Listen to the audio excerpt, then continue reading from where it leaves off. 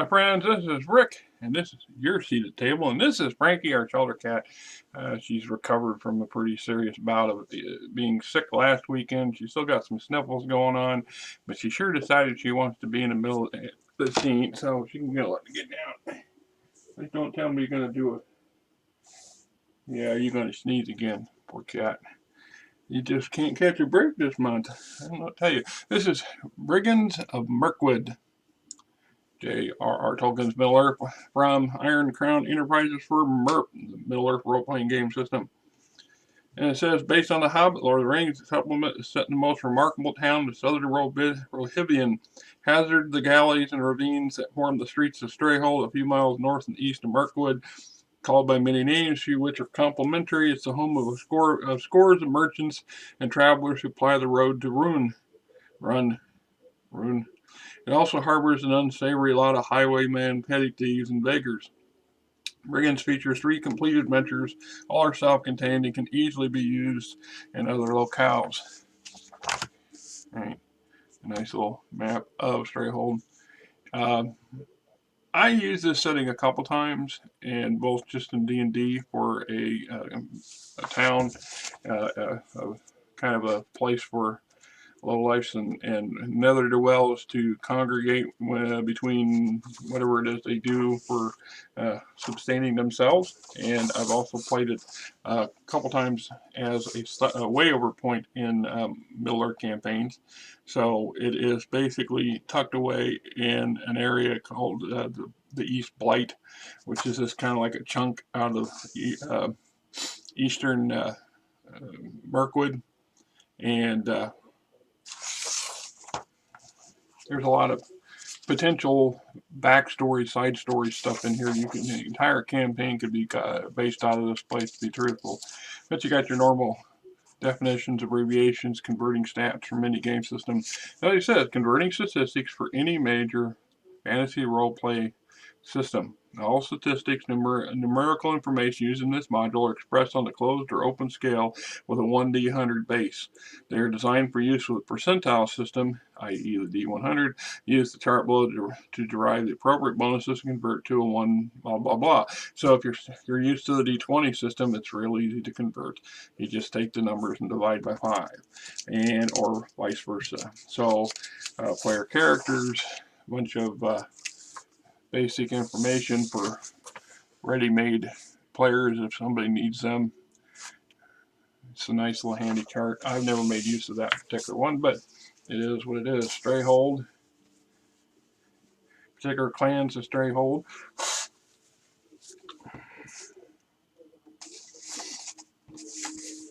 So some miles south and east of the Great Forest of Mirkwood, just out from East Blight, is situated a town of most remarkable nature, called by many names, few which are complimentary. I think I already read that in the right back.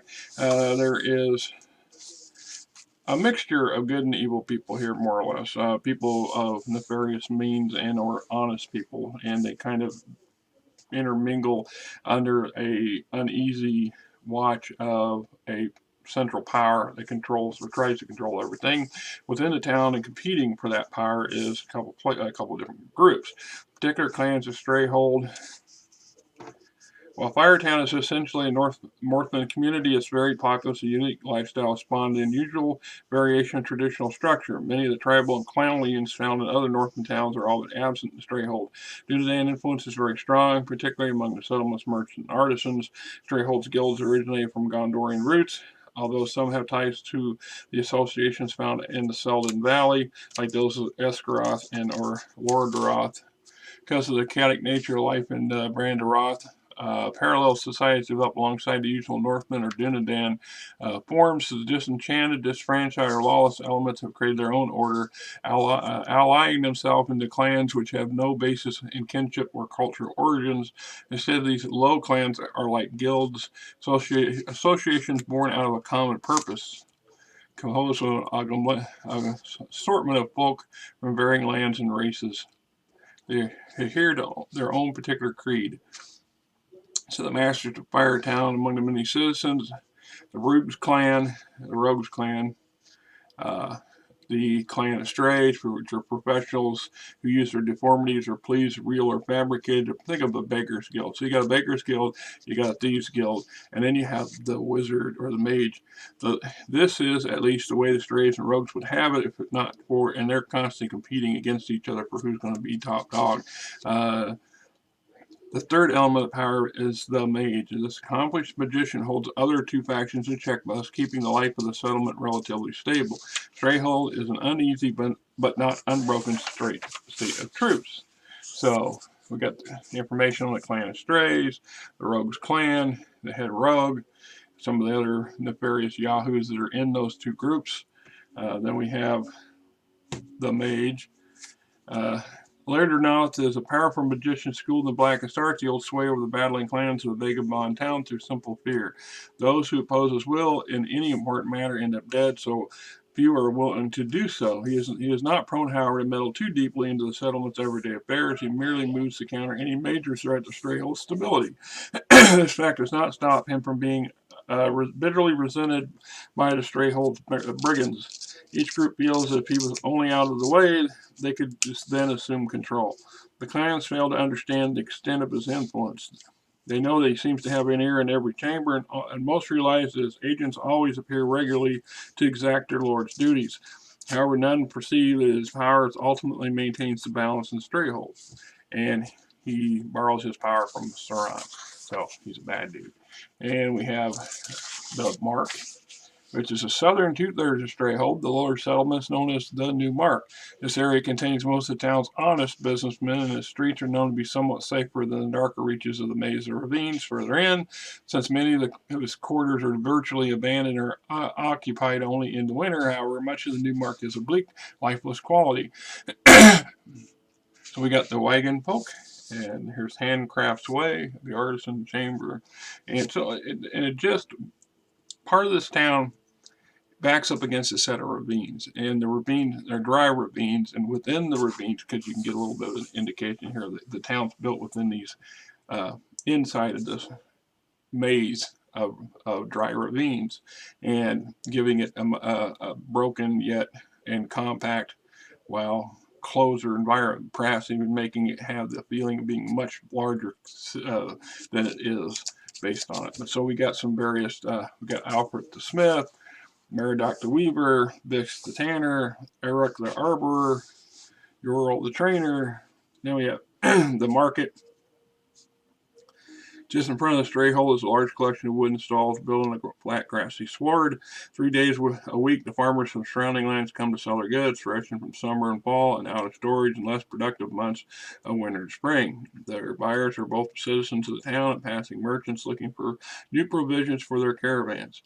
Selling their wares are like those at any farmer's market. Produce good and stock. Produce is good and the stock is healthy.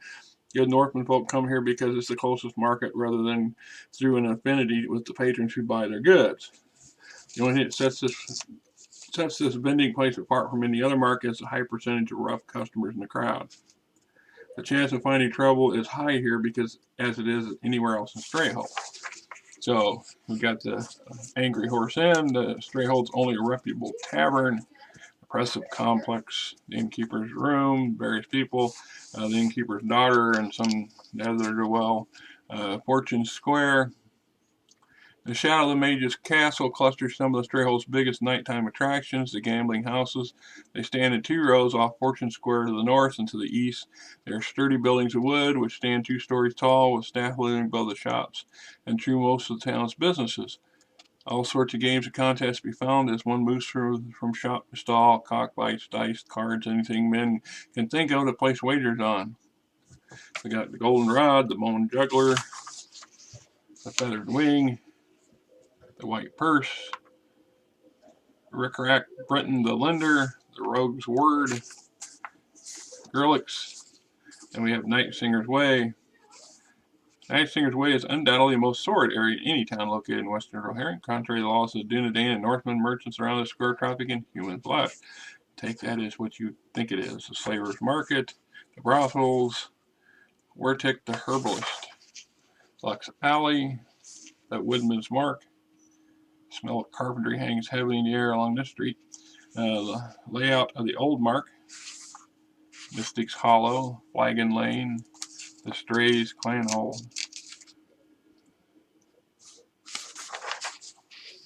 The Stray House. This building acts as a communal home to all the strays whenever they are in town and as their dining hall. In a given day, about 20 to 30 strays will be in residence, eating, lounging, and sleeping. The Warm Night. The Old Mark is located within the Old Market.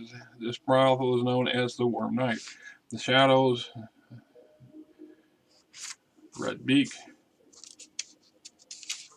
Here, the Strayhold's wealthiest residents live in well-built, comfortable red brick row houses. Leaders of the local clans and other brigands, brotherhoods, prosperous brothel, tavern owners, and a few mercenary captains live here in high style. The Loose Jacks Roll Mercenary Section, Rogues Market. So we have our first adventures, excursion to the city of strays. Adventure centers around a shopping trip of sorts. A wealthy scholar, Arcane Tarot Ador Amroth, has come here to the tavern of Mick the Barley's Yield, to find a few young fellows to run an errand for him. His studies have revealed to him that a tome of some value to his research is in the hands of a bookseller in the Fire Town. He feels that he's too respectable to go and buy it himself, so he wishes to hire someone to make the journey for him. He's a generous man, offering good pay at 20 gold, which he will give in advance if the party seems trustworthy. The Tale. The book article Terran seeks can be found in the shop of Medman Parcel, which stands in a row of stores in the alley that connects Fortune Square to the Flush Merchant Street between a moneylender and an animal trainer. It's a collection of poems of one S. Pernil, who lived in Dol Amroth some 500 years before. The NPCs, the scholar, the young warrior, the setting. The adventure settings the whole of Strayhold, although it will probably focus on the lower half of the town. The task is simple enough. The players must merely exchange the scholar's cash for the bookseller's tome. The remainder of the time in the city of beggars will be spent seeing the sights of an exotic new town. That is, at least if everything goes smoothly. Starting the characters, obstacles, aids, rewards, counters in Strayhold, a challenge, theft, a split up, a witness. So passing an alley between two buildings, the party sees a mugging in progress. The victim is a late middle-aged man, and assailants are showing little mercy. You pass by to intervene. Random encounter table. Adventure. The second adventure is Raid on the Clan Hall of Rogues. For adventurers of moderate experience, the scenario will prove quite challenging. Its general setting is the same as that of Section 4, deals more in detail the Clan of Rogues and more dangerous Old Mark as a whole.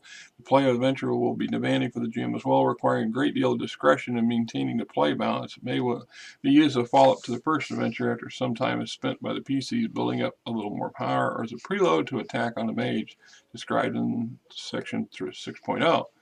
Anyway, the tale. In Mark Linus, there is a stir in the night. The local animist has come to Barley's Yield to impart bad news. The strange totem, the battle horn of the hero Grell Intherin, has been stolen by rogues.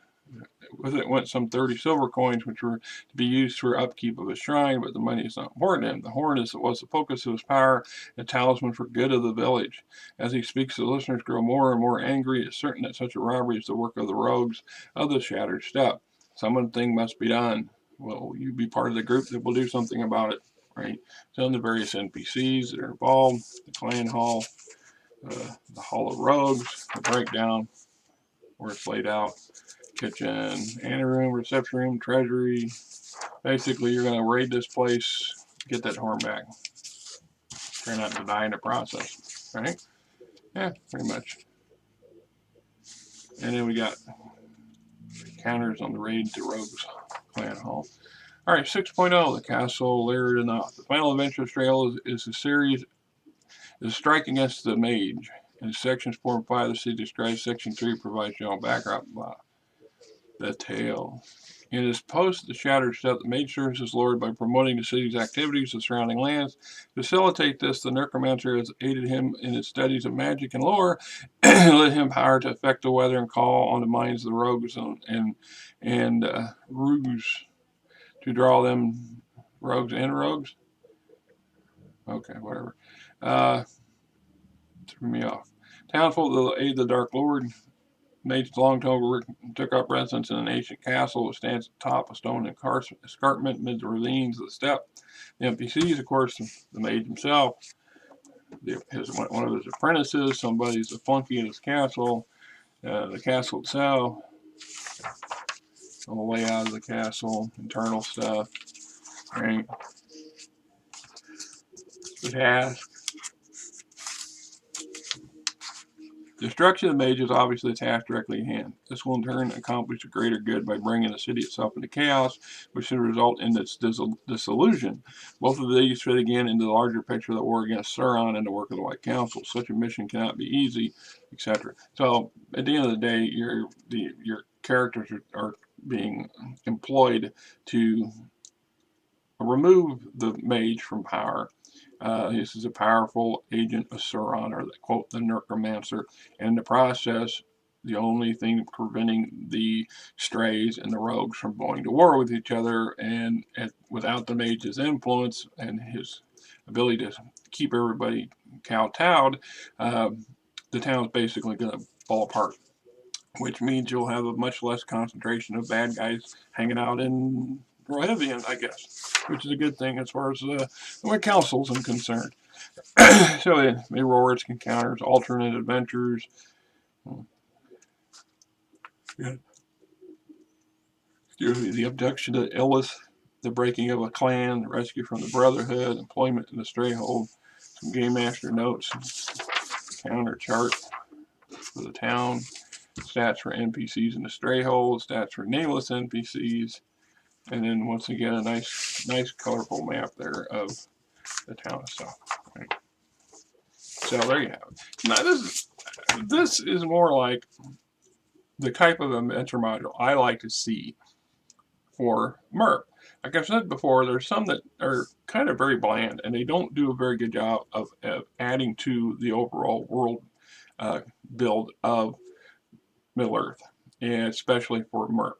And so in the case like this one, we have a nice doable town with a lot of character and color, and a lot of it's kind of, I don't know, McDonald's style, cookie cutter stuff that's typical of just about any fantasy role-playing setting. So that said, you could utilize pretty much this entire module in any fantasy or high fantasy or sword and sorcery type system that you like to play, like to run, and it would fit in quite well. Meanwhile, it helps fill in just a little bit more information, another little niche of Middle Earth as we know it, and gives us a little bit more character build. So what, in my mind, is it gives this place for a lot of one of the downsides to Middle Earth when it comes to the City of War of the Ring. The devastation and of the plague and the constant invasions from the east have taken its toll on the population base and in northern and central Middle Earth, along the Anduin Valley on both sides of Mirkwood. And in process, if we go back a little further, about a couple thousand years, 1640 is what this is set, before the War of the Ring, which is in 3000 something, there's a bigger population. There's more towns, more communities, more going on. This helps feed into that. It gives us a bit more feel that there's much more than just open wilderness out there. Lake Town survives for a reason. Dale was thriving because of Eredor, but also because there was a lot more men settled in the wider ranges than what was being credited in the movie or in the books. So that's just my opinion on it. So this is Rick, and that's the Brigands of Mirkwood.